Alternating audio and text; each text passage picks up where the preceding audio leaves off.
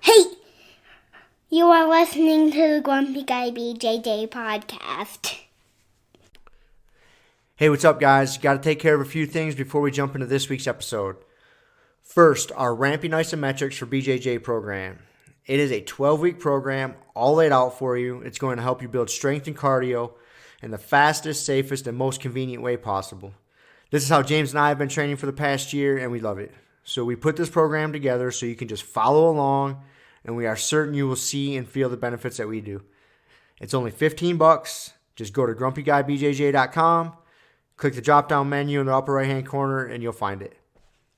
Next, R3. This is our K2 D3 supplement. It is a combination of those two vitamins, D3 and K2.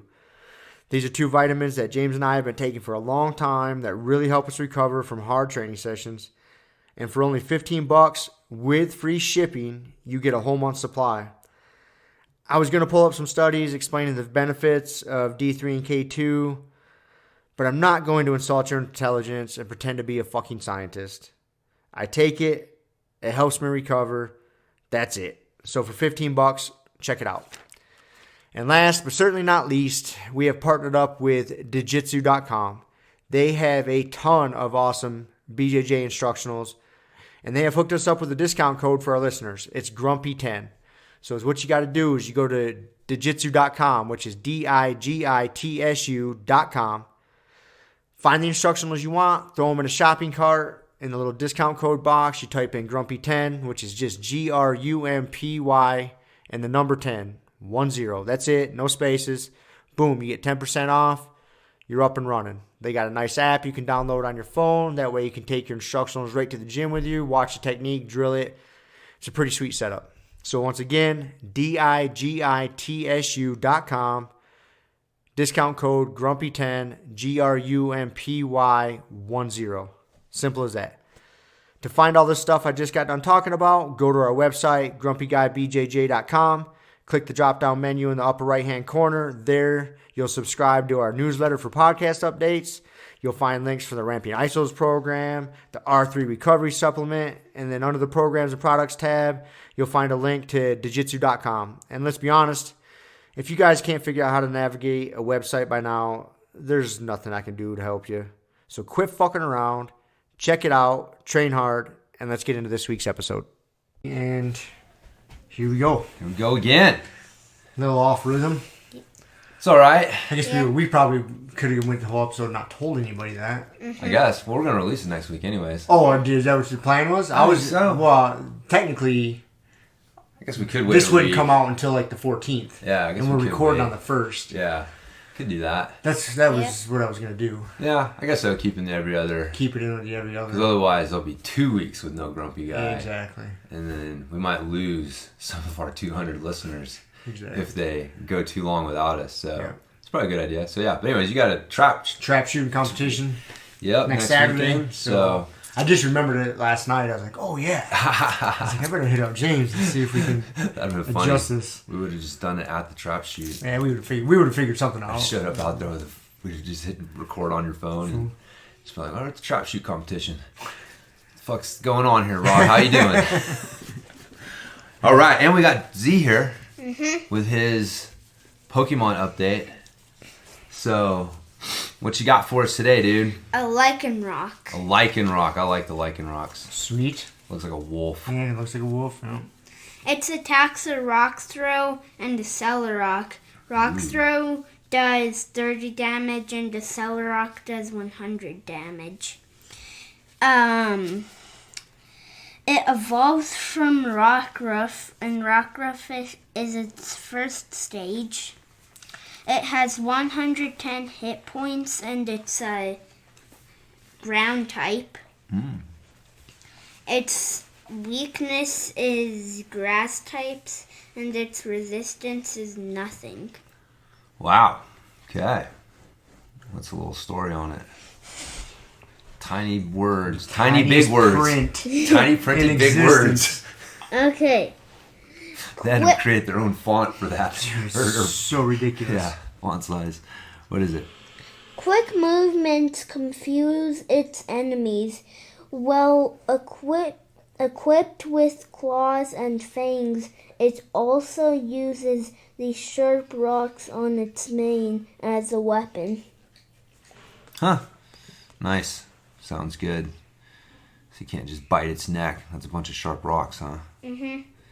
Like Ajax bites Okka's Yeah, neck. it's funny, man. I can see the value of those collars. I mean, watching Ajax just jack Okka's neck up. And you're like, oh, and you realize like they have that freaking meat and fur there for a reason, and that's where they go for it. But yeah, and then that's why you put those collars on dogs that might get in a fight with other dogs. Yeah, the big, thick ones. Yep. I mean, because that's what dogs go for. Yep. Yeah, they know how to kill. Yep. It's in them. Go for the neck. Go for the neck. So. Good spot to start. Yeah. That's what the mantis goes for. Not go for the face like Rigby. Go for the face. Rigby's on regular show. He's this tiny little raccoon type character. Anytime he gets in a fight, he just jumps on their face and starts going for it. Just go for the face, man. I think that's a primate thing. I think monkeys do that. Probably, but man, it'll stun them if you gotta fucking go for the face. Go for the face. Yeah. So, what else? You got? Yeah. What did we do today or this week? Where did we go? We went to Glenwood Springs. Glenwood Springs and did some swimming. You're a swimmer now. Mm-hmm. Don't need no life vest or nothing. That's awesome. Jumping off diving boards. What'd you do? You did a cannonball. Did a front flip. Did a front flip. No way. Did an aerial. Did a dive. Sweet, dude. Yeah, he was going for You it. got diving down pretty good? How'd that go? Did you belly smack her or back smack her or anything? No. He's got it down. He's getting an angle. Yeah, At least there's an angle. angle. There's an angle? Yeah. Yeah. Sweet, dude. And also I did an aerial. You didn't? When I was trying. It's a front flip over your shoulder. Ah. Kind of like a cartwheel type thing? Yeah. A no-handed cartwheel, basically. No-handed That's kinda cartwheel, what okay. it is. Yeah.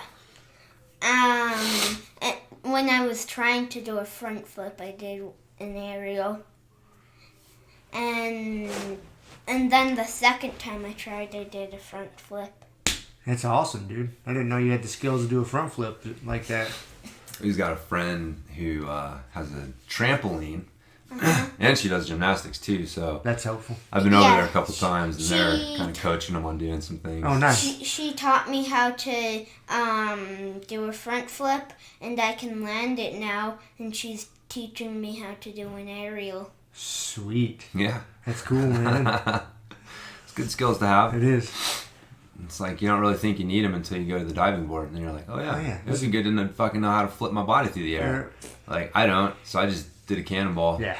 And that's It's disorienting. Like, if you're don't know how to, like, flip and twist and stuff. oh like, yeah, It's a skill. or even diving. Yeah. Like jump off something and then go head first, Head first. into water. Yeah, and it's not something you do all the time, and it is a little disorienting. And then there's all these people around that can laugh at you. Laugh fuck at you it up. when you so, back swagger. so I just do a cannonball. Oh yeah, and actually, I miss being 7, man. I can Some- just fuck things up. some of the times I actually did a dive like this Nice. Yeah. with my head up too, but I didn't get water at my nose. That's good. And then even when that happens, it's uncomfortable, but it's not going to hurt you. It's not the end of the world, Not man. the end of the world. So, well, cool. Yeah, it was a fun trip. Fun trip to Old Glenwood. Like I said, it was a little interesting with the whole wearing masks here, but you can take them off. Take when them you're in off the here, I pool, and they got the little circles on the grass where everybody's supposed to put their stuff and stay separated, but people aren't necessarily paying attention to all of that Yeah, stuff. we only saw those. So remember when we were talking to you about where there were seats on the grass? Yep. We only noticed those circles on the grass when we were leaving. They were big white circles on the grass. Gotcha. Well, yep, it's supposed to be your designated COVID-free area. So Yeah, the circle keeps the COVID out. the distance, you can't get that 6 feet, man. It's a fucking weak ass little bitch. So especially out in the sunlight, it's just so you get those little circles. It's kind of like there's an episode of SpongeBob SquarePants called the camping episode, and super funny, one of the funnier ones that they ever did. And they had to draw a sea bear circle. That's how you protected yourself from the sea bear, was you had to draw a circle in the sand, and it couldn't be an oval. It was fucking hilarious. You know, it's like, really, this is, and it did, right? Like, in the end, it worked, and the sea bear's coming to get him, and it fucking stops, and it looks down, it's like, can't get past the circle. Goddamn circle in the dirt. It's gonna keep me away from him, and, you know, then, yeah, cruises off, but it reminds me of that. I'm like, it's a giant sea bear circle. Basically. Yeah, nothing's gonna get inside that circle. Sea bears can't go in it, COVID can't go in it, it's fucking, is what it is. So, cool, man. Wait, did we go anywhere or do anything else? Oh, yeah. Dad did stick water up his nose. Yeah, we're going to get into all that. I did the neti pot, but we got a whole episode of breathing shit. So, if you're done, we're going to get into that. Cool. Yep. I taped my mouth tonight, but I woke up in the middle, like, 11 something, and, I took it off. Did you? Because it already came off my lower lip. Gotcha. Well, you gotta start somewhere. Gotta start somewhere. All right, No, man. actually for 3 nights, I slept with it. Yep, you did a good job. Come on, man. You gotta go. All right. Thanks, buddy. See you, dude. Love you, dude. I We'll drag it out. Yes, you will. And he's starting to get into some of the shit that we're going to talk about. The breathing stuff. Fucking mouth taping and neti pots and all sorts of shit, dude. It's a whole brave new world since I last saw you. I see this. It's gone fucking. It's only been a week. It's only been a week. It's been a long week.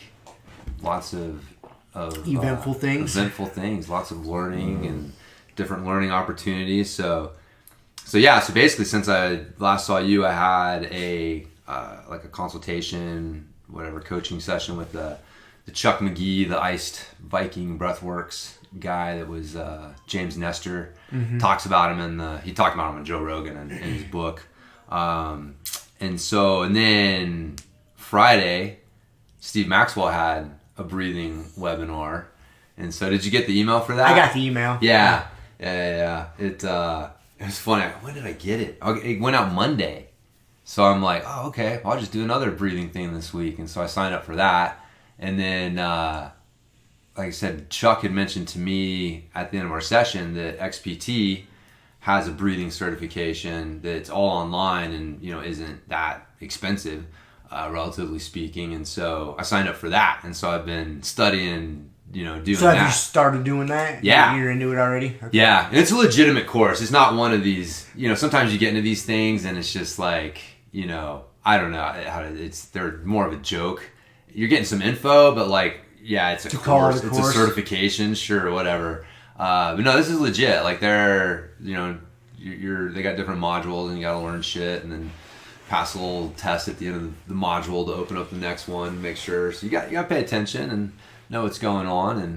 And yeah, they get into a lot of different shit. Like they have a bunch of different breathing methods that they use, and so getting to how to assess breathing, and then, you know, now based on the assessment, what breathing techniques and what do you want to do to help improve it. I mean, it's just like anything else. You assess it, find where the weak point is, and then different techniques are going to have different effects on the body, and so you can, you know, use these techniques. Use the proper technique to fix what you got going on. Yeah.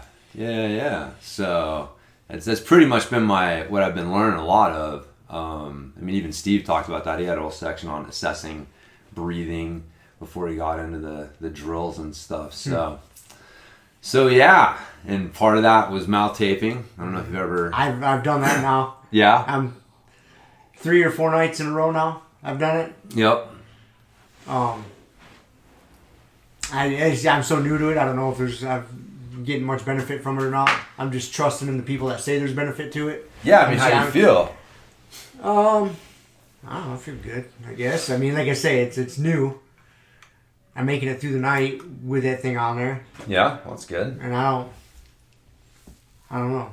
I honestly, like, being that I've done it for like 4 nights in a row now, I'm led to believe that I breathe through my nose most of the time at night anyways, because it doesn't feel terribly different. Yeah. Yeah, you know what I mean? Like, Well, the main thing is like getting up. Like if you feel like you gotta, because for me when I don't do the mouth taping, I definitely feel like I gotta get up and either go to the bathroom and or get a drink at least once during the night. And with the mouth taping, I don't have that. See, I prior to this, like very rarely do I get up and feel like I need a drink of water. Yeah. If I drink too much water before I go to bed, I will have to wake up and go pee at some time. Right. I don't see how is mouth taping supposed to negate that? It's not supposed to, right? I mean, what? If you gotta pee, you gotta pee. Well, no. In that book, Breathe, he explained. I can't remember the exact physiological mechanisms, but somehow when you mouth breathe, it actually triggers the need to pee. Like something with your kidneys. So it's like the opposite, because I remember him saying, like, you would think because when you mouth breathe, you're actually, that's why your mouth gets dry, like you're actually expelling more moisture, and so you would think that if you're expelling more moisture that you would need to pee less, but it's actually the opposite. Your body actually sends the signal to the kidneys to signal the need to pee, so you wake up in the middle of the night needing to pee. That got me thinking, like, how many people have a prostate problem and how many people are just fucking mouth breathers? Because, man, I'll tell you, it made a fucking marked difference for me. Like, I would have to get up at least once a night and feel like I needed to go pee. And now I don't at all. Like, I just sleep through the fucking night. Now that I'm thinking about it, in the past 3-4 nights, I gotta replay it. Yeah, I only had to get up and go pee 1 out of the 4 nights. So I guess that is an improvement, because it's not super uncommon. Yeah. I guess, for me to wake up and go pee in the middle of the night, it's probably like a 50% of the time thing. You know, and I don't pay that much attention to it. I just get up, kind of shuffle to the bathroom, pee, shuffle back. Like, it's not an event. You know what I mean? I never go get a drink of water. So the only time I've ever got up and got to get a drink of water is like if I'm sick and I'm all stuffed up. Yeah. You know what I mean? Like, there's been nights where I've had to do that, but yeah, so maybe there is a difference there. Yeah. Now that you're pointing that out. I had no idea that those two would be connected. I didn't either. I didn't know either, man. And like I said, when I read that, that was one of the things. I was like, man, I fucking do that. And so I wonder, and sure enough, I mean, it's a marked difference. I mean, it was a pretty common occurrence for me. And now I think I've had to do it like maybe, and even then I think like, because what I'll do is I'll wake up and I'll be too hot. Like, that's more of a problem now than like needing to go pee. And so like, I think even the time that I had to go pee, I was more like bored. I just wanted to get up and like cool off for a second. You don't have the chili pad? I do. I had to turn it down. So it's definitely different in the summer and the winter. Huh. So I'm still, because I had to turn it down to like 60 degrees last night. And then I think it might have been a little too cold, so I got to turn it up a little bit. Because if you get it too cold, it's weird. Like, you sleep, but you can't get into a deep sleep.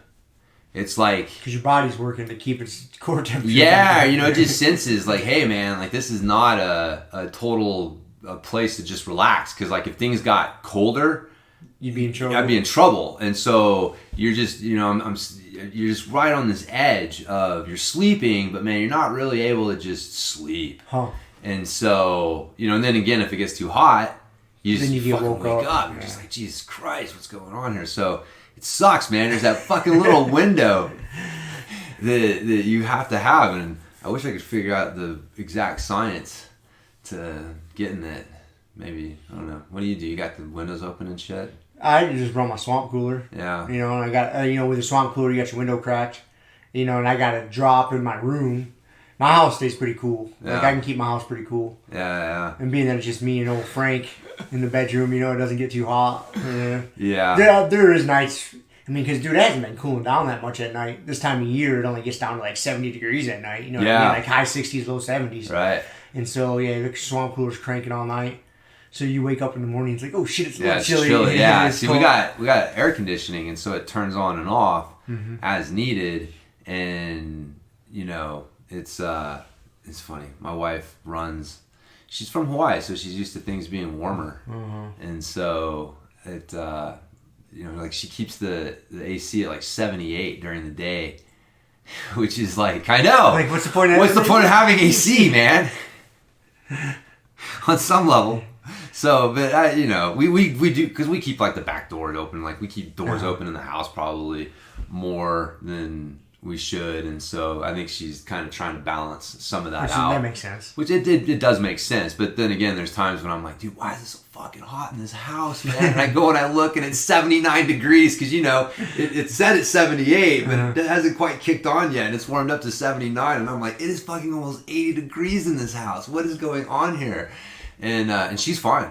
She's just like, I don't know what you're talking about. Like, she's looking at me like I'm crazy, a little fucking demented. Like, okay, whatever. No, man, like because my swamp cooler set, it's on a thermostat, so it kicks on and off like AC, and I keep it pretty cool. Mm-hmm. Like, I think my house stays pretty goddamn cold because I do a lot better in the cold than I do in the heat.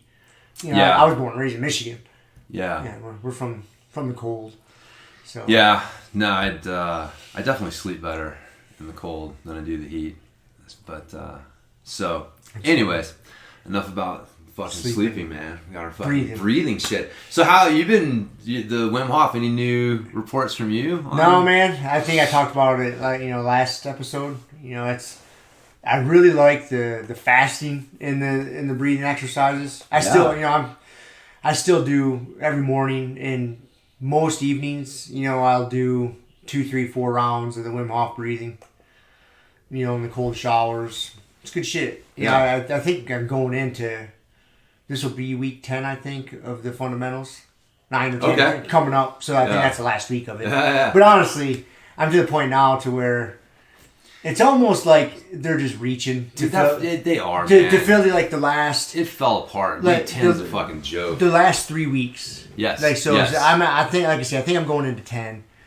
But I fire up the group class, the group lesson, and it's pointless. It's pointless at this point. I've extracted the benefit. I like the breathing exercise. He's not teaching anything new. There's nothing new. There's nothing new. Yep. It's just more of, here's some other benefits to it. Yeah, and then old girl comes in and tries to take over the fucking show, and then it gets all awkward. Yeah, so I'm like, come on, man. Yeah. It's... Dude, I'm even more convinced that chick is fucking, she's got some inside, man, because there's a video that pops up every once in a while, and I recognize her face. It's like, anybody can do this. And she's like, my name's, Marika, or whatever the hell her name is.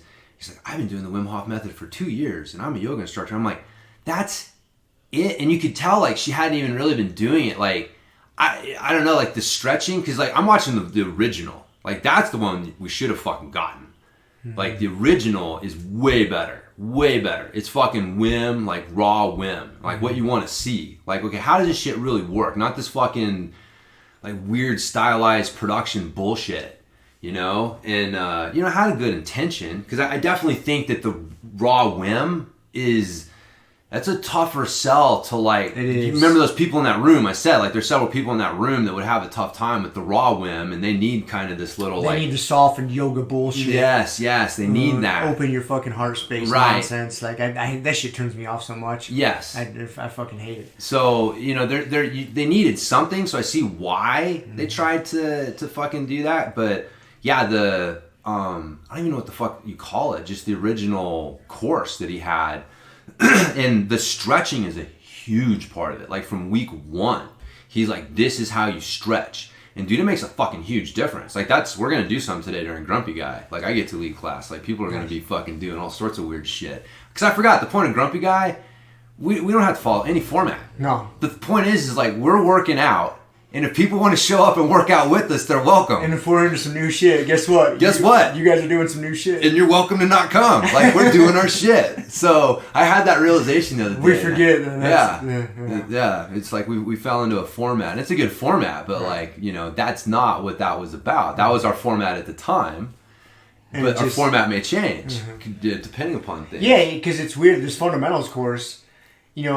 that stupid Marika chick does some, yoga beforehand, and then Wim does the breathing, and then he'll have in the homework, he'll have some sort of stretching exercise, the forward fold or something. Yeah. But it's just glossed over. Yes. It's She doesn't really. It's like she didn't really understand that there's a way to breathe with the stretching. Stretching, yeah. It's part of the Wim Hof method, and it's important. Like the one time that he actually tried to talk about it, you could tell she was kind of like, oh, whatever, use your breathing to help touch your toes or whatever. And yeah, it was really odd. But like she's only been doing it for 2 years. She obviously doesn't really understand it on a, she's not like Wim Hof for life. It's not like she got into it and has been just like studying it hardcore this whole time. So you can tell me all this time, this guy doesn't know any yoga instructors that have been doing the Wim Hof method for longer than 2 fucking years that you could have gotten to help you with this. Like, that chick was banging his son or something, man. Something's off with that. Like, she ruined that whole fucking series. Like, I hate to say it, but like, she ruined it. I won't recommend that to anyone anymore. I'm gonna recommend the original one. So did you do that one too? Did you buy that one? Yeah, too? me and my buddy Mark, we split it. Okay. The guy who originally got How much into is that it. one? It's like the same price, and they got the same like deal Same going. deal, do they? Yeah. So, and they'll give you like a 50% off coupon when you're done with your 10 weeks. Oh, will they? Yeah, they'll send you an email and say, hey, if you want to continue, here's a 50% off coupon. So, that's good. I might get on that. Yeah, keep the journey going. It'd be worth it, man. It's because seeing Wim, how he does it, dude, it's fucking raw. It's fucking good. I'm watching it, and I'm getting way more out of just watching these motherfuckers just do Wim be Wim and lead these fucking people through like Wim shit than that whole fucking course, dude.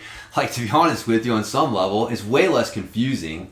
He never gets into the power breathing. He never, like, the push-ups are fundamentally part of what you do. Like the workbook, when you're looking at it, you're like, okay, this makes sense. Like, I can kind of see how this is building you towards something. Where, like you said, the fundamentals course, like, the last 3 weeks is like, all right, what are we doing here? Yeah, what are we doing here? Yeah, I got to the point this last week where I fired up the group lesson, and I literally just let it play as I was like doing shit in my house. Because I was like, okay, am I going to sit down and do this? If I'm, as it's playing, if I'm like, oh, this looks good, I'm going to jump in. Right. And it played, and I'm like, well, I'm glad I didn't waste an hour fucking sitting Dude, the only reason I recommend that you even watch week 10 is just so you can watch the ultimate train wreck shit show that is her getting up there and springing on everyone that this week's stretching is you just doing what you want, just freestyling. You're just going to get your own intuitive thing, and watching the look on everybody's face is they're like, wait a minute, what? What? And then watching them try to like awkwardly work through her going through these vinyasa flows, because she's a fucking yoga instructor, right. And she does this the shit. Routine. Yeah, and then Wim's playing fucking music, and everyone else is just kind of like, what? And like I said, there was one dude who never even moved. I bet you I know what you got that. Yeah, he never even moved. He didn't get up. He didn't fucking even try to start stretching or do anything. He just sat cross-legged the whole time. Like, I ain't even gonna entertain this fucking nonsense. It would have been better if he just would have got up and left. If you would have just seen him out of the corner of the screen, just like get up with a disgusted look on his face and roll up his yoga mat and walk out. Oh man. So, anyways, it's I forget, how the fuck did we get? I don't know, breathing. We talked about it because we were derailed, so you brought us back to breathing, and then we kind of sort of got derailed again. So the mouth taping, I've been doing that. Again, maybe it's helping me not pee. Now that I know that's an added benefit, I'll kind of pay more attention to that. Yeah. I didn't really think that was a thing. But I like it. I mean, I wake up feeling pretty rested. It's when I get to bed at a decent time. Yeah. That's I feel like it's definitely helped me. Like, I feel like I wake up on the nights that it works. Like, my nose is fucked up. Like, that's kind of part of what... Is it allergies, you think? It's not even allergies, man. It's just, I can't breathe through my nose. Can't my you? sinuses... Both sides? Well, I mean, I can. It's just, they're so, like, stuffed up and swollen. Like, my sinuses are just, like, not good.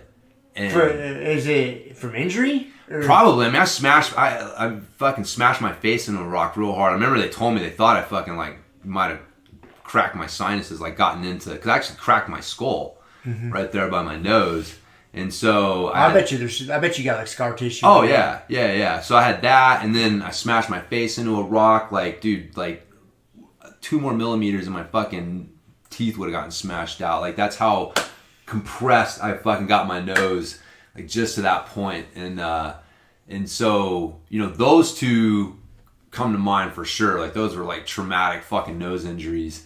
And so I definitely have some scar tissue, and and things. But man, a lot of it is just not nose breathing. Like, your body's infinitely adaptable. Mm-hmm. And if you tell it this is what you need to adapt to, this is what it's going to fucking adapt to. And not understanding, like, all of the, you know, I don't know how to put it, man. It's like, you can get away with fucking dysfunctional breathing and it sounds ridiculous, but on a long enough timeline, the shit's going to catch up with you. No, your body adapts. Our bodies are adaptation machines. Yeah. So you just keep throwing dysfunction at it. You're just strengthening that dysfunction. And so you're, you know, and a lot of things that we think of, like, you know, snoring and sleep apnea, like, dude, those things are directly related to not being able to breathe through your nose properly. And so, I mean, there's like all of these health detriments. And, you know, it's funny, but like, I wasn't as motivated to do this shit until I got old enough to where these things started to become more of a reality. Mm-hmm. Where I'm sitting here going like, dude, am I going to have to get that fucking weird nose surgery? Or that stupid sleep apnea or start machine? sleeping with a fucking sleep apnea mask on your face? Yes. You know, and I'm like, oh my, I don't want that, man. I don't want that. What the fuck is going on? And so, yeah, when that book, Breath, it was funny, dude. I bought that book. I saw Joe Rogan was interviewing this guy named James Nestor, and I always look at, like, you know, who is this guy? And I saw, he's wrote this book, Breath, and I went and bought it. Before even listening? Yeah. I'm like, oh, if he's on Joe Rogan, he's obviously, like, smart enough, and, you know, whatever he's talking about is, I mean, Joe doesn't usually have idiots on. Not anymore, no. Right, yeah. And so, yeah, I was like, all right, I'm on this, you know, breath work thing with the Wim Hof stuff, and okay, we're going to get into breathing. And, you know, he opened up the whole other side of it, of, you know, what is just good fundamental functional breathing. And, you know, he looks at, like, the Wim Hof as, like, breathing plus, you know, because it is, man. It's not, like, that's not normal breathing. You don't want to breathe that way all day long. No, you can't breathe that way all day long. You can't breathe that way all day long. No.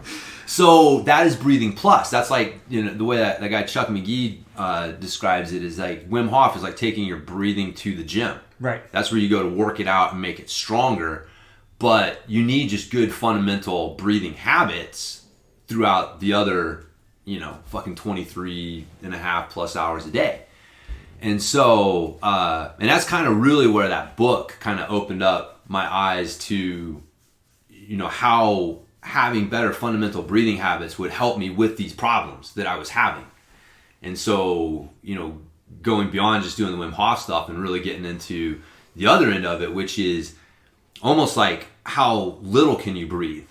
It's like, what, Buteyko, I think is the Russian guy's name. But he was covered in that book, but he was some Russian dude. He got really into breathing, helped people with asthma and you know, just all sorts of, you know, stuff that you're not supposed to be able to do, just breathing, you know. And but a lot of it was based on breathing as little as possible, that most people overbreathe, and that overbreathing creates a huge, you know, physical and mental,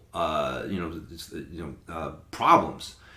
And so, you know, that's where I was like, okay, I got to really look into this more. And I was semi-aware of it because that book, The Oxygen Advantage, that came out a few years ago, that's basically what it is. That's a Buteyko method, you know, system, which is based on improving your tolerance to CO2 by breathing less. And it's interesting, man. I mean, again, you may know all this stuff, but it's funny, man. I think back to when I first got into fitness, and, you know, we knew for sure that lactic acid caused muscle soreness and was bad for you, and that CO2 is a poisonous gas, that you need more oxygen and less CO2. Like, that's what you need. And, you know, both of those things it's actually the opposite. Like, you know, we found out, lactate is actually a hugely important fuel source for the body and all of these things. And like, CO2 is hugely important for good breathing, because it's CO2 that helps create the acidic environment that your body needs to release the oxygen that is taking in. And so it's not just how much oxygen you take in, it's how much can you use.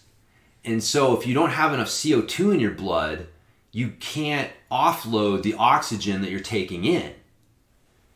And so it's this weird, like, counterintuitive thing, but it's like the way they describe it in the book, and I forget where, I've read it in a couple places. It's called the Bohr effect, is the technical, like the medical name for it, Bohr effect. And it basically says, like, you need CO2 in the blood in order to use oxygen. And the higher the levels of CO2, the more oxygen you're going to be able to actually utilize and offload from the red blood cells. Like, your red blood cells need the CO2 to offload the oxygen. And so when you overbreathe, you're taking in more oxygen than you need, and you're blowing out more CO2 than you need. So you end up with the blood gases being all fucked up, where you've got high levels of oxygen and low levels of CO2. So you're not actually able to use all of that oxygen. And your body eventually gets used to this lower level of CO2 and gets very sensitive to any increases in it. Because that's how your body signals to breathe. Mm-hmm. It's CO2 rising. It's a negative feedback loop. It's not monitoring oxygen, it's monitoring the CO2 levels. And so as CO2 rises, its assumption is that, I need more oxygen. I'm to balance the gas. To balance it out. Right. Yeah, we're trying to keep this balance here. And so if the CO2 gets out of whack, I need to breathe more in order to get more oxygen in. And so that's where you get that panicky, I can't breathe feeling. It's not a physical thing. It's a mental thing where your brain's literally freaking out. And so it's those CO2 levels. And so if you chronically overbreathe and you lower your CO2 levels, and then your body gets used to these lowered CO2 levels, then it doesn't take much for you to trigger that panicky response. Any increase in CO2 is gonna be viewed as your body as as an emergency, and you got to breathe even more to get even more oxygen in. And so you're overbreathing even more, and then you're exhaling even more CO2, and it's like this really fucking crazy vicious cycle that you get caught up in, and it's responsible for so many things, from they're saying in the book, like, your breathing affects your ability to oxygenate different areas of the body. Like, I forget what it was like 8 out of the top 9 or something like that cancers that people get are related to restricted blood flow and low oxygen levels in that area. So, like, your ability to actually oxygenate and utilize oxygen efficiently, it affects your ability to your health and your mental well-being. It literally changes the blood pH and the chemical balances in your body. And so all of these things that you're just walking around all day long over breathing and creating all of these physical and mental effects on yourself. And then you go into the doctor and you're like, fucking, I got these problems, and they're like, oh, here's antidepressants or fucking whatever, and it's like so many of these problems are actually related more directly to shitty breathing habits than anything else. And so it's fucking eye-opening, man. I highly recommend everybody read that book. Like, it'll freak you the fuck out when you realize, like, holy shit, man, like, how we got where we're at and how far away we are from where we were intended to be as a species. Like we are industrialized food, and really the problem is Western medicine's disregard for the importance of breathing. It's like they don't fucking care about it. It's like, it's something that naturally happens, and like, if you want to influence your body, the first thing you need to turn to is drugs. And breathing is not even considered part of the equation. Like, oh, you got high blood pressure, here's a drug. Not like, oh, look at your fucking chest breathing and you're over breathing. Like, oh, of course you're gonna have high blood pressure. How about we teach you how to breathe better? And that takes work, though. That takes work. That takes work and personal responsibility. It does, James. man. And both those things in time are toxic in this day and age. I know. You need it. You need a solution, and you need it fucking now, and it's not your fault. Right. but like, I guess, like, on some level, we understand it. We expect that from the medical community, because you can say the same thing about nutrition or exercise, which are understood. Like, the dangerous thing about breathing is it's not even like people, they're like, oh yeah, I know it's important, but You know, it's not even that conversation because you go to a doctor, they're gonna be like, you know, you need to eat better. But that's okay, it. doc, but I can't. Right? Okay, well, here's these drugs. But at least someone's gonna fucking tell you, you need to try to do this better. This has an impact on the problems that you're having. No one has that conversation about breathing, and so it's just completely disregarded. We just don't even fucking care about it. We don't even think about it. It's like. And so you end up being 44 years old with fucking shitty breathing habits, but somehow performing pretty fucking well. Like, that's the crazy thing. Like, the day that you realize, like, holy shit, I'm a shitty breather. But I'm still doing a lot of stuff. Yeah, you're out there mountain biking and wrestling. And how the fuck, yeah. Your endurance is good. You know, when we train, like... Yeah, I got... You fucking gas tank for days, you know what I mean? Like, you don't ever gas out. No. I mean, sometimes, obviously, we all do gas out here and there, but it's not one of your weak points. No, man. By any stretch. But these things, like, you know, me not being able to sleep at night because my nose is stuffed up and I got to get up to go pee all the time, like, that's starting to affect me more. Mm-hmm. You know what I mean? Like, that's what I'm saying. It wasn't my performance, because I've known this shit. But I'm like, did I perform well? So why fix it? It must not be important. It must not be that big of a deal. Because if it was, then, you know, why am I performing so well if I'm not doing this shit? And that wasn't, you know, that's not what motivated me. It was the, like, holy shit, like, am I going to end up having to get a surgery or, like, get a, you know, CPAP machine or something? And it's like, I got to find another, that, like, you know, that's what motivates me. And that's, unfortunately, what motivates a lot of people is pain. It's risk of loss, not, like, you know, potential gain.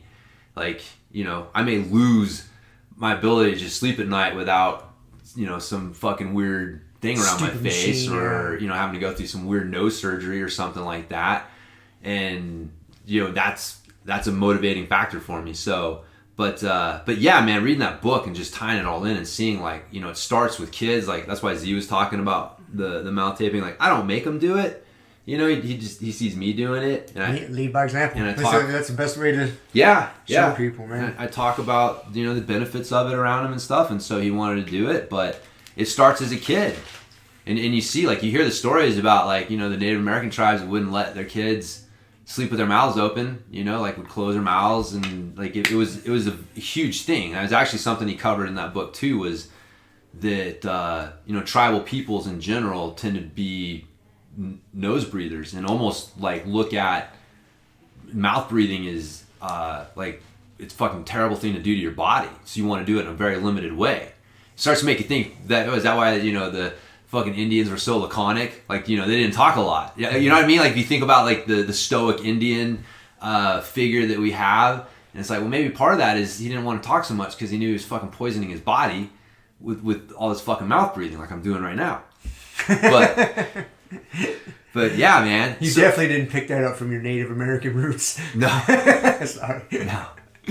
So yeah, so you have this tradition of nose breathing that was completely, like I said, just disregarded in industrialized societies. And then you look at, you know, the foods, and we talked about it last week in the book. He talked about, like, he goes to these, I guess, man, under the city of Paris is, like, all these fucking, you know, tombs and shit. And so he can go down there and, you know, you can see the skulls from different time periods, and you can see a distinct change where like, the nasal cavities started shrinking and the mouth, the face got narrower. You started seeing more dental problems. And it's a very clear line in the sand. And it was when we started eating more industrialized foods because they're softer and they don't require as much chewing. And so, you know, we're basically raised on soft foods from the time we're babies.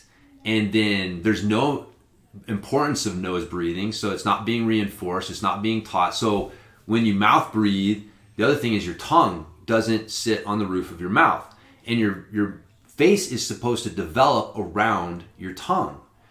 And so when you have your tongue on the roof of your mouth, like, that's supposed to help widen the face and create space for your teeth, create space for your sinuses. And so when you don't do that, you grow up mouth breathing, it affects the shape of your face, it affects your sinuses and things. And so, you know, the joke was, and, you know, I hate to, you know, say it, but when you think about your average, you know, like the image that we have of, like, an Englishman or a Frenchman, you know, you're going to create, like, the most ridiculous image of, the Englishman's got the big fucking crappy teeth, and the Frenchman's got the like little narrow chin with the narrow face, and it's like, on some level we find that look like, I don't like it, and after reading that book, I realized like that in England and France were two of the leading places for this switch to industrialized foods, and where you saw some of the most dramatic changes within just a few generations of these facial features changing. On some level, humans recognize that as not healthy. Like, we look at that face and we recognize an unhealthy individual. Their face is fucked up. The shape of your face is fucked up. It's not supposed to be that way. And so it's, it's like fucking seeing a 500-pound person, like there's just a certain, like, the human body is not supposed to look that way. Like, it's not, I hate fat people, but like, there is a instinct towards what is healthy and what's not healthy. And like, there's a reason for it, right? It's, you want to pass your genes on with someone who's healthy, so they have the best chance. And so, you see someone with a fucked up facial features, and just instinctively on some level, like, ooh, man, that's not attractive. Like, that does not look good. And it's not really about some, construct of beauty that we're trying to force on people. It's like, no, that's nature. It's in us. It's in our DNA somewhere. Yeah. It's buried in there. That's nature giving you feedback on who's a good potential mate based on their health. And someone who's a chronic mouth breather is not as healthy as someone who's a nose breather. Like, period. Like, that's just the fucking fact. So there you go. But yeah, it's funny, man, when I brought that, I was like, that's why, man. Because you think about those fucking, I don't know what you call it, the cliche look. The stereotypical. Yeah, the stereotypical look of a Frenchman or an Englishman. And it's like, oh, that's the face of a fucked up industrialized food eater who mouth breathes. On the same note, I remember that with James Nestor, that was his name, right? I remember him mentioning that, the Wim Hof method. Wim just says, use it any hole you can, nose, mouth. And he made the point, he's like, I believe that Wim did that for ease of access. Yes. Because nose breathing is tough to do, especially his Wim's method of breathing. It's aggressive. And so if you can't breathe through your nose adequately, it's going to turn you off from his system. Yep. So then Wim was like, well, let's just make this easy for everybody, whatever hole you got. But in reality, you should be breathing through your nose. Optimally, optimally. And since I remember I picked up on that when he said that. Like, so when I do a lot of my Wim Hof breathing, I try. If I'm doing the power breathing, I'll go to the mouth. Yeah. And I'll switch it up. Sometimes I'll breathe in through the mouth and out through the nose, and I'll play with it, but ever since doing that, I've been looking at people differently. Like, I look at people's noses, and you'll see people with like big wide noses. I'm like, man, that lucky bastard. I bet you they can breathe good. Fuck yeah, dude. Then I get jealous. And I was watching The Last Dance, the Michael Jordan documentary on Netflix. Fucking Rodman. I'm only like 2 episodes in, so I was noticing, like, you look at Michael Jordan and you just look at a lot of those super athletes. I mean, those are just specimens. Yeah. Dude, Rodman had a fucking huge nose. They all did. Look at it. Look at Jordan's nose. Look at them all. The size of that fucking air intake valve. Yeah, it's like these are high performing. These are special people, man. Like, you just see the size of them, the athletic abilities, like, just insane. Yeah. But then I was like, well, and you look at all their noses. I'm like, oh, they got like superchargers on their hood. Yes. You know what I mean? Like, that air intake valve is fucking huge. Huge. Yeah. So. Yeah. But I started, even in my day-to-day life, I walk around and look, I'm like, oh, these lucky fuckers. I got this big, long nose. It's been broke so many times. Like, damn it. Yeah, man. No, it's, it's funny. It does make you start looking at people and things a little differently when you start seeing that. But, yeah, the mouth breathing or the nose breathing, I've been doing that. Kind of just like you said, man. Like, I'll do some nose breathing. And I've been following the Chuck McGee. I got to send you a couple of his audios because it's interesting just having someone lead you through it versus like trying to just do it yourself or whatever. And man, what was it? A Monday, man. Dude, I kind of freaked myself out. Like, he does 4 rounds of it. And so like the first 2 rounds were like, I was just like, man, whatever, dude. You know, doing my Wim Hof breathing. It feels good, right? But it's not like nothing fucking crazy. And then the 3rd round, like I started to get real tingly. Yeah. And I was like, ooh, okay. And then the 4th round, man, I was like, I'm just going for it. I went like just mouth, just. I mean, I was fucking going, man. I felt every square inch of my body just fucking electrified, tingling, dude. And I could feel it as my breathing just like it was filling it up. And then like I fucking was sweating like a fucking woman of ill repute in a house of worship, man. It was just like someone turned the faucet on. Dude, just drenched in my shorts. And I'm sitting there and like I remember he was still saying like, you know, do the breathing. And I had to stop. I was like, I'm fucking, like, I gotta stop, man. And so, yeah, I stopped and sat there and did my breath hold, and it was fucking weird. Like, it was one of those times when I was like, I started breathing again because it just felt so fucking weird. I was freaking myself out. I had the T-Rex, like, little hands all clawed up. I was all like, ah! And, yeah, man, it was fucking wild. Yeah, I do that pretty rarely. Like when I tell you on Monday nights after my fast and Tuesday mornings again I still haven't eaten, like I can get to that state pretty regularly, like where just I start sweating buckets. Like if I really want to go deep, like all right, I'm gonna get after this, dude, it's repeatable, and I can do it. Like okay, we're going.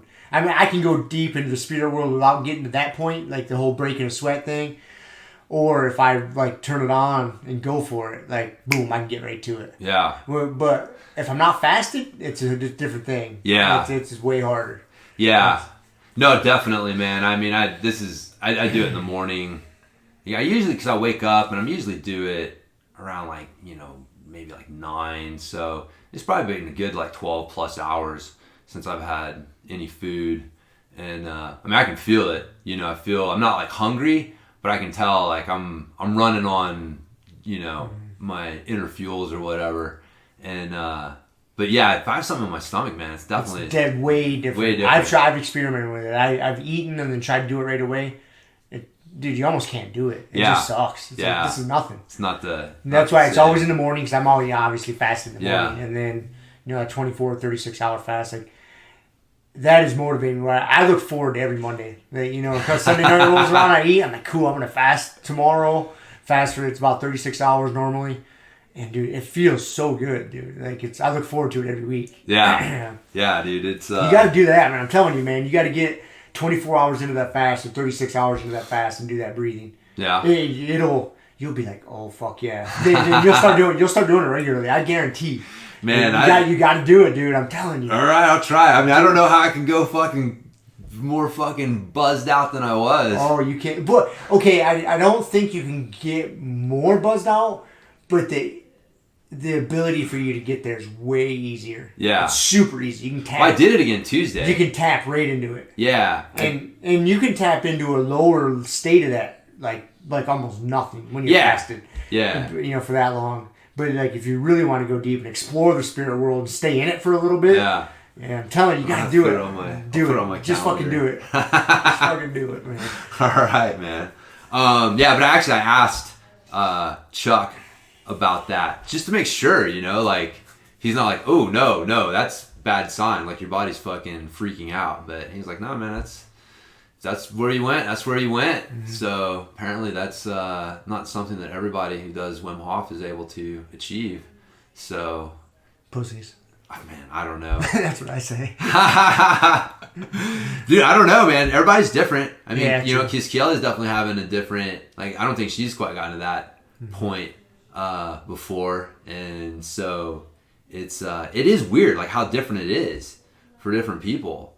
Because I'll guarantee you, man, like, if I wasn't doing it, Kiela would probably not be, you know, she'd probably be doing it, but she wouldn't be doing it as consistently or you know, because just based on her own experience, it's like, oh, okay, this is cool, you know. But I'm sitting here like, dude, this is fucking crazy. Like, this is profound. Like, we're doing this every day. Like, I gotta do this every day. And so, like, she's kind of coming along with me because, like, I'm having this fucking profound experience, and she's having a good experience. It's not the same. But it's not the same. And on some level, it frustrates her, and I feel bad about that. I wish she would just kind of hey, man, this is your journey, man. Like, don't worry about it. It's like jiu-jitsu. Like, some people walk in and fucking, the first 6 months, for whatever reason, they're kicking ass. Like, it doesn't matter where you at in 10 years, man. Like, it doesn't matter where we're at right now. But yeah, I can see how, people would try it and then, like, not really do it long enough. Because, man, it may take you a few years to get to the point where you can get that deep. And yeah, how many people are really motivated enough to do something for a few years to try to get better at it, right? Everybody wants to be Swami Rama, but nobody wants to fucking hang out in a cave for 40 years. Yeah, or whatever. Exactly. It's like, how fast can we do this shit? But yeah, it's interesting. But so yeah, I had that evaluation with him, or I talked to him to clear up a few questions. I asked him about like the push-ups, and he says what he does is the push-ups on the 4th round. Okay. So, and I've kind of started doing that. Like, if I don't get myself to the point where I'm paralyzed, then I'll do my push-ups on that 4th round. And so you do, let's say you just do your 40 breaths, and then you exhale and hold. Yep. And then you do your push-ups. Yep. There. Yep. And then do you do, so you always do your push-ups on the exhale hold, or do you do a round of the inhale hold also? No, I've just been doing the exhale. Exhale hold. Exhale hold, yeah. Just like a normal Wim Hof. Gotcha. And, yeah, see, that gives me something to shoot for, because I haven't figured out where to incorporate that in my... No, it's not clear at all. ...practice yet. Like, it's not clear at all. I can see that being a good thing, because I like doing push-ups anyways. Yeah. And so just on my last round, my 3rd or 4th round. I like it. He says it makes it, especially if if you're doing it in the morning when you're trying to get a little more awake and energized, fired up. Yeah, it's like it's a little bit more active way. You're sitting there and your body's metabolizing stuff. Like your body's working even when you're sitting there. He's like, you're just kind of being a little more active with it and increasing the CO2 a little bit higher, a little bit quicker, and so. Yeah, I've been digging that. I like that. That's I can incorporate that like that. Yep, that's no big deal. Yeah, that was good. That I've been liking that. Man, I get done, and I'll feel good. Like I can see that feeling good. Like yeah, man. It's so there was that, and he said that the power breathing where you hold on the inhale. Mm-hmm. That's what Wim actually used in the immune study, like the immune system study. So where they injected him with some sort of virus or whatever. So that was the breathing method that he was using to jack up the immune system, and then he would have a few like holds on the exhale to kind of like calm down or whatever. But it was really like that hold on the inhale that was the elicited the immune system response. So just. I don't know, something else to think about. Keep in mind if you're feeling like you might have getting sick or something like that, like that power breathing, holding on the inhale. Holding on the inhale. Yeah. I like holding on the exhale way better. I do very little holding on the inhale. Yeah. I mean, just talking about it and me thinking about it, like I'll do the power breathing, but I'll still hold on the exhale. I still hold on the exhale. Yeah. And that's just because that's what I've been doing. But I can see myself, I can come up with a system. Maybe like in the mornings, hold on the inhale, or hold on the exhale. And then in the evenings, hold on the inhale. So, I come up with a system to where... Because I can see, I'm sure there's benefit for both. Yeah. I very rarely do the hold on the inhale. I don't know why. I did one the other day. Like, it's funny, man. I've gotten to the point where I just do my own shit. So we're talking, like, how, I have these different things. And so, like, the other day I did 2 normal rounds, and then my 3rd round I was getting going after it, and I was feeling pretty good, and for whatever reason I was like, I'm gonna hold on the inhale on this one, and so I just did like a hold on the inhale, and then my 4th round I did my push-ups holding on the exhale, and that felt pretty good, man. Yeah, so just kind of like playing around with them, but like starting out I think with the first 2 rounds just regular Wim Hof breathing just to kind of get things going, and then seeing where you're at, where you want to go with those last 2 rounds, if you want to do anything at all. But that's kind of how I've been looking at it.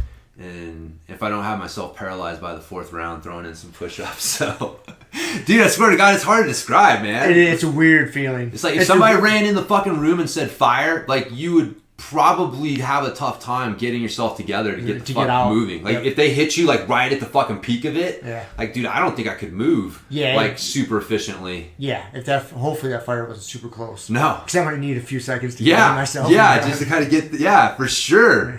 Yeah, you are paralyzed. That's what it feels like. Like not in like a terrible way. Like you can move. But no, like again, it sounds weird, but like I think you've entered the spirit world. And so you've kind of left this realm for a minute. Yeah. This is goofy, I know.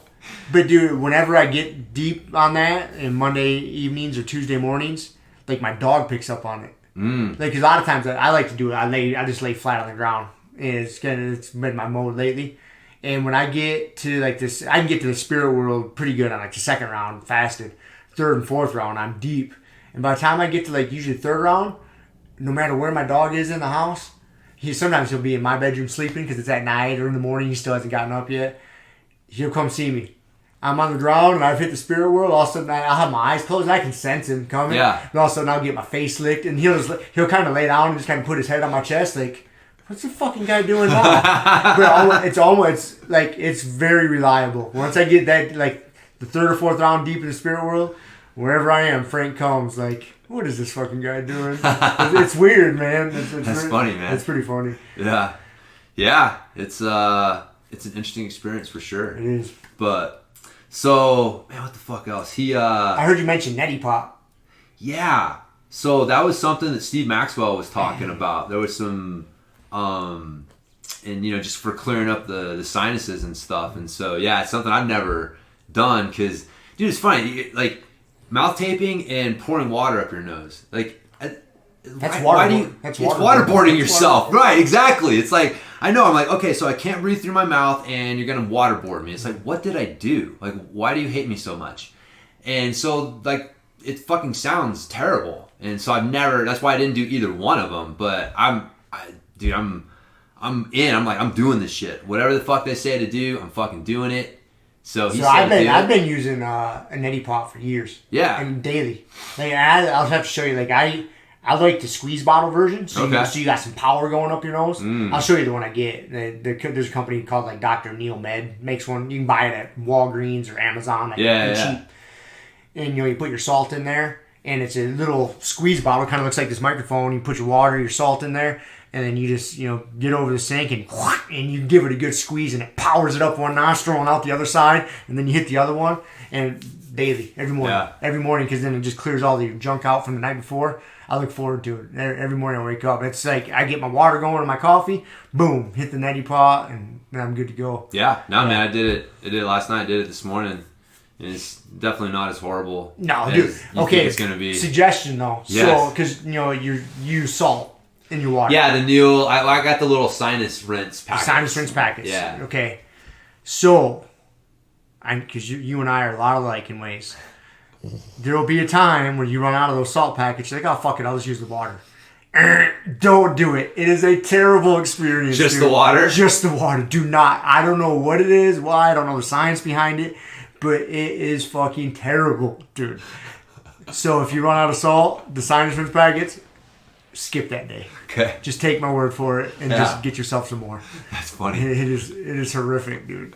All right. So. I'm glad you told me that. Yeah. I was thinking that might have just been like a bonus thing. No. So it is not a bonus thing. It is a necessity. Yeah. It's fucking terrible. Yeah.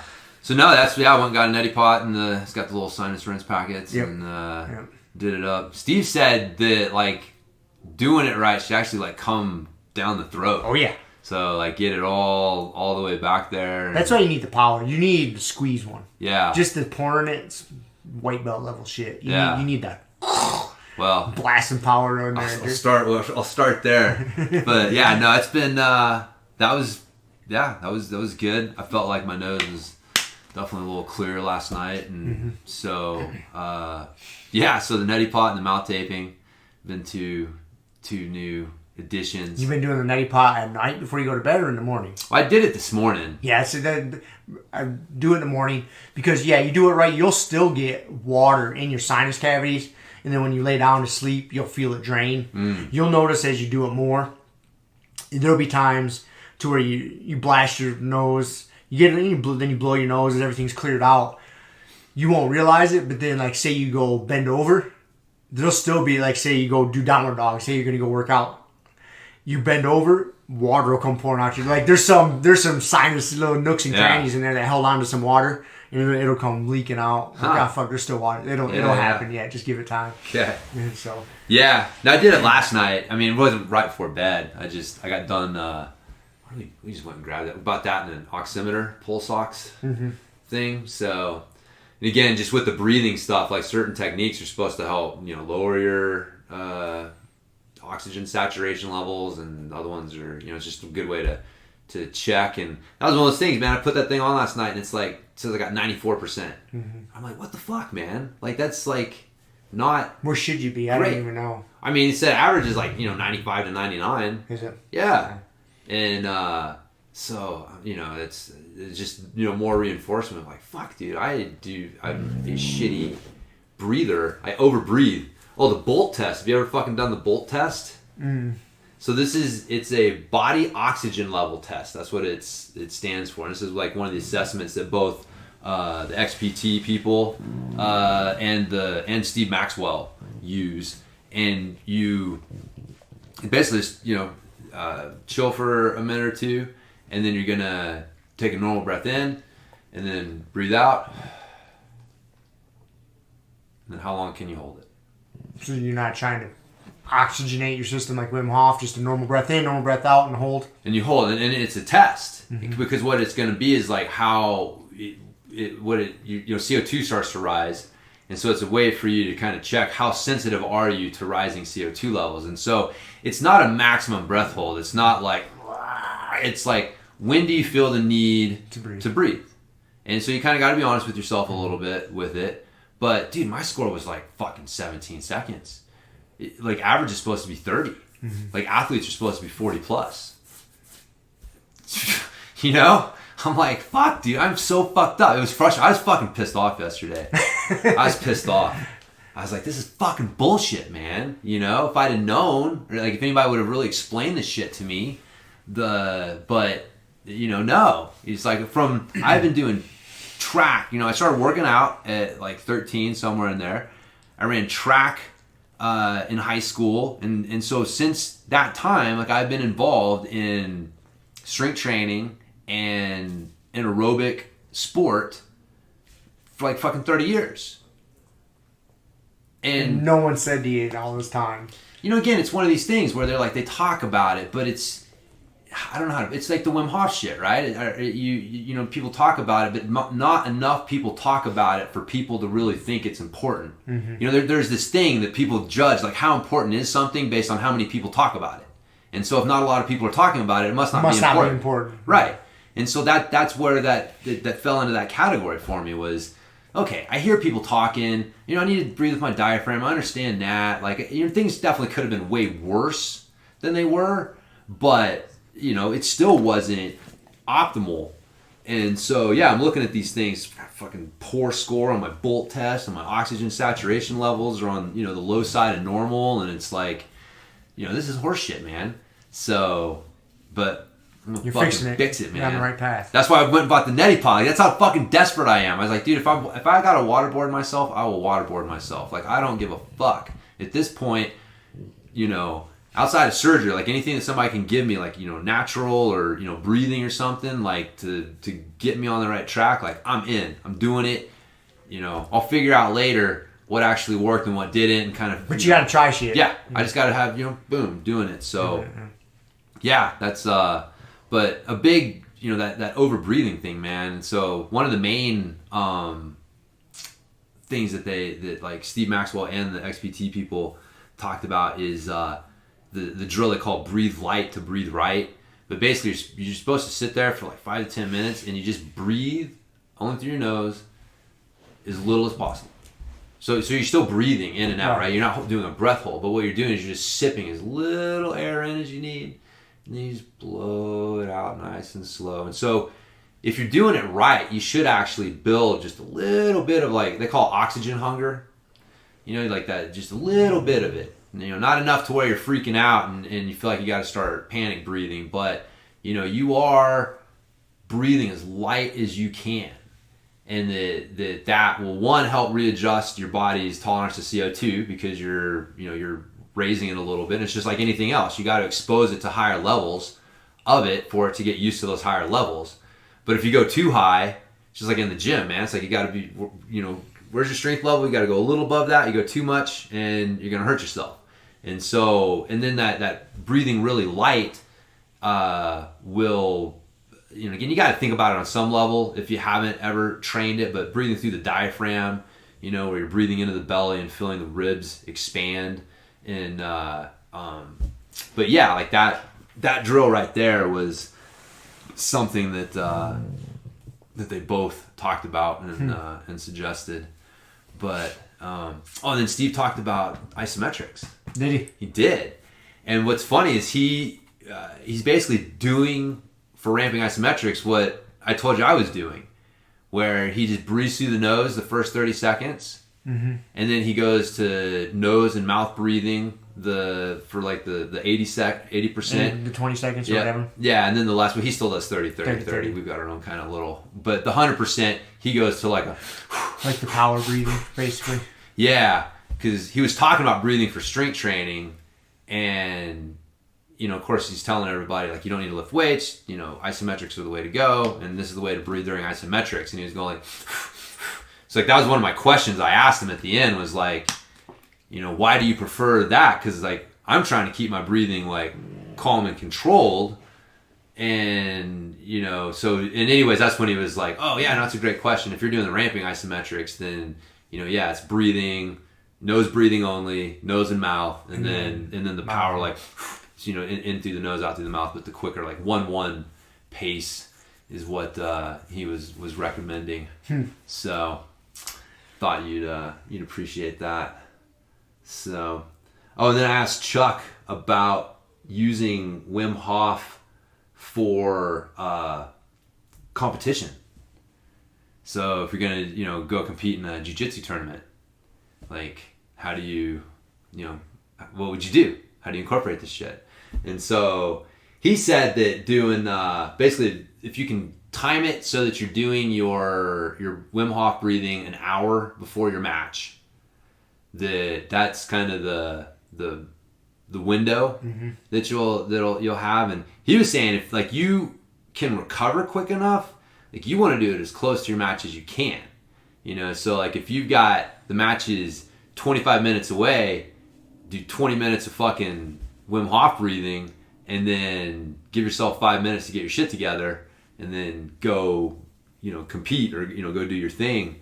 But just saying all those, especially the adrenaline, because it does, like the Wim Hof method releases adrenaline.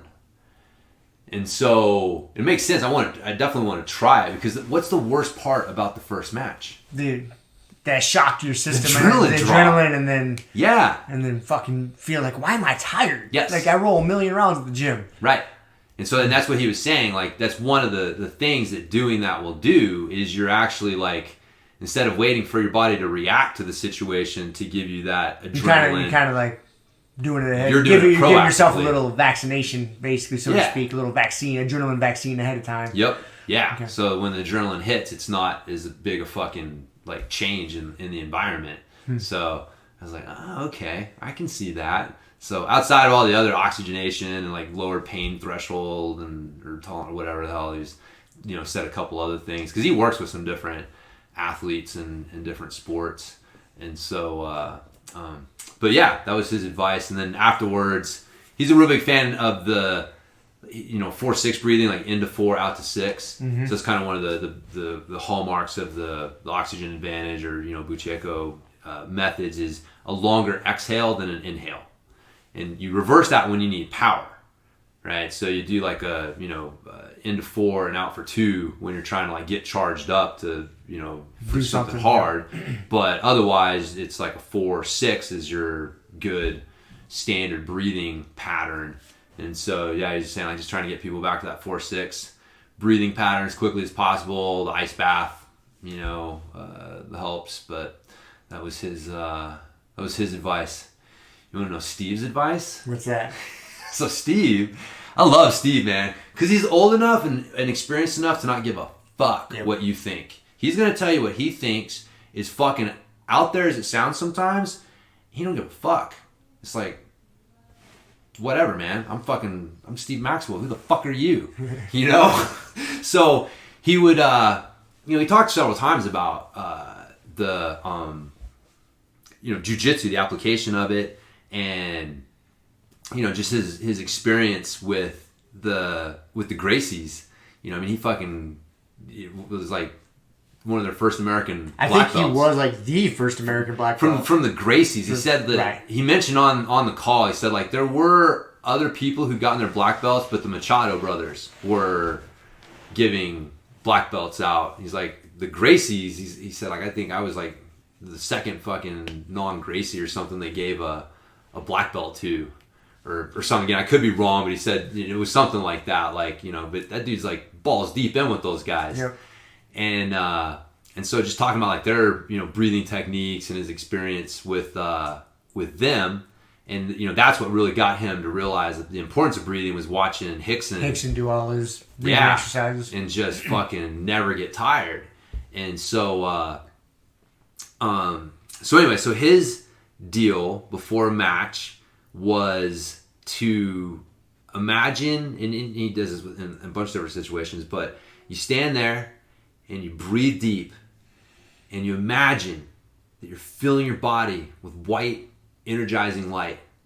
And each breath in is all the things that you want to be, the positive things, the strength, the courage, the honor.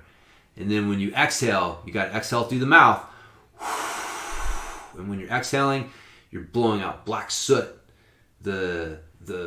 all the negative stuff, the fear and the doubt and all those things that are holding you back. And so, you stand there and you do that for a couple breaths. And he's like, man, I'm ready to go out there and rip a new asshole. He's like, I used to get really nervous before rolling or before competition. And he's like, and that's the method I use before competition. He's like, I've used it with my guys and it works great, man. Somebody's nervous and whatever, and you get them doing that, and fucking there you go.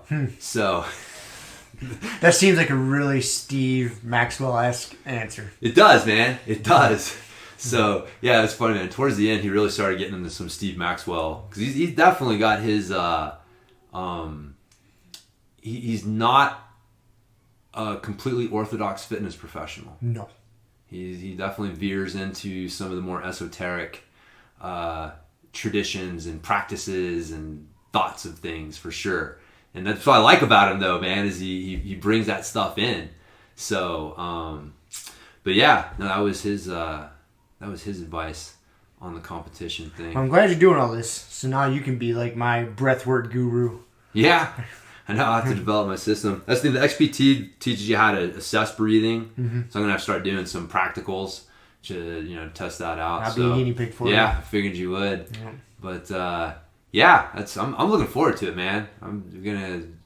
It's a whole new, not just for myself, but also for other people, and just realizing like, wow, there's this way that I can help people. Because man, you work out how many times a week? You eat how many times a day? You breathe all day. Hopefully. 24. Yeah, but you should be, you know what I mean? But that's the thing that like you can help someone with that impacts their life on such a bigger scale than anything else I can do as a coach or trainer. And so, yeah. And it's something that's just taken for granted. It is. No one puts any thought into it. It is, man. Yeah. So, yeah, I'd suggest, man, people check out that book, Breath. James Nestor, you can look him up. He's actually got quite a few videos on his website demonstrating some of the different breathing techniques that he talks about in there. Obviously the Wim Hof method. I mean, I would say if I was looking at it now, what I would recommend people do is that they do some do the Bolt test, right? See where you are. And you can look that up. Look that up online. I guarantee you'll find a chart, something that'll explain it to you. Do the Bolt test. Just kind of do some simple assessments of your breathing, and make sure that you're your basic foundational breathing is good. And if it's not, like maybe spend a little time with that, and then like, because the Wim Hof method's the gym. You know what I mean? If someone came to you and they said, "Hey, I want to start working out," but they can't touch their toes, and there's just, you're not going to take them in there and start having them do deadlifts. So that would be, that's a really good way to put it. Yeah. So you need to do deadlifts, but you need to make sure you can do them safely. And if you can't, do a few things to make sure you can do it safely. Because, man, I guarantee you go into the fucking Wim Hof breathing and you got super dysfunctional breathing and you're just fucking powering through that. Like, you're probably going to do more damage in the long run. Yeah, man. And you're not going to get nowhere near the benefit out of it you should. And you're not going to stick with it. No. So you may need to focus more on like the breathe light to breathe right. 4-6 breathing. Things to help build that CO2 tolerance and develop that diaphragmatic breathing pattern. And then, go give Wim a look up and fucking say hi to the spirit world for us. You definitely want to get to that point, right? Yeah. Like but I do think that that foundation, because that's what I'm going to do with my clients is I'm, working with them on this is, assess their breathing and make sure they're breathing right before I start saying, all right, it's fucking 3 rounds of Wim Hof, baby. Let me know what you fucking found. So I'm excited too, man. Heck yeah. And I gotta fucking hold water in my mouth while I drill today. It's nose breathing extraordinaire. That's what Steve said. Again, man, he was like, man, that's what I have my boys do. They'd fucking have them, because you can tape your mouth when you roll, but it gets weird and and so he's like, just hold a mouthful of water. So please don't spit that out all over me. If you fucking neon belly me too hard, bro. That's what I see happening. That's what I see going down. Yeah, so cool. Say we call it a wrap. Yeah, let's go train, man. Let's go train. Cool. See you. Thank you for listening to the Grumpy Guy BJJ Podcast. Thank you all for listening. You can find us on Podbean, Apple Podcasts, Spotify, and wherever else you listen to podcasts. Please make sure to subscribe and leave us a review. It really does help and will allow us to keep putting out episodes. If you have any questions, comments, or ideas, hit us up at grumpyguybjj@gmail.com. Also, go to our website, grumpyguybjj.com, and get signed up for podcast updates and get our free BJJ Improvement Starter Kit. That's it for now, so get on the mat, train hard, and talk to you all next week. With a permanent rep, a hermit now, boom. Doggy stool, foggy, cool, got a froggy, outside Molly dude. Melancholy Daisy Duke, hanging by the lace of their shoes. No trace of the tools, shaped into face, fuck the rules. Snooze, you lose. One eye always open, at times two, no clue. But soon a brief monsoon might give you a view to choose. Stay tuned, include, won't conclude. To the end is near, beware there's consequences for what you do. To me, demon, a devil of many levels, I keep on beating. For several of them rebels, me, myself, and I.